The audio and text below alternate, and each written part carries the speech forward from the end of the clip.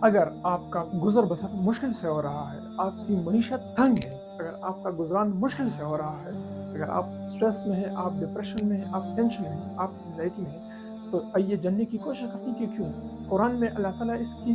وجہ بتاتے ہیں، اس کا ریزن بتاتے ہیں کہ کیوں ایسا ہوتا ہے۔ اللہ تعالیٰ فرماتے ہیں وَمَنْ أَعْرَضَ عَنْ ذِكْرِي فَإِنَّ لَهُ مَعِيشَةً ضَنْكَ۔ اللہ تعالیٰ فرماتے ہیں کہ جو شخص بھی، جو انسان بھی میرے ذکر سے، میرے نصیحت سے، میرے پیغام سے، میرے تعلیمات سے روگردانی کرے گا،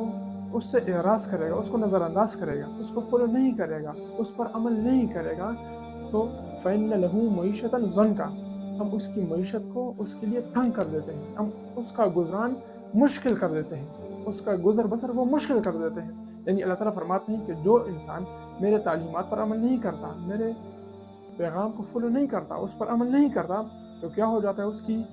گزر بسر، اس کی معیشت وہ تنگ ہو جاتی ہے۔ اور اس کے ساتھ متصل کیا کہتے ہیں، وَنَحْشُرُهُ يَوْمَ الْقِيَامَةِ أَعْمَى،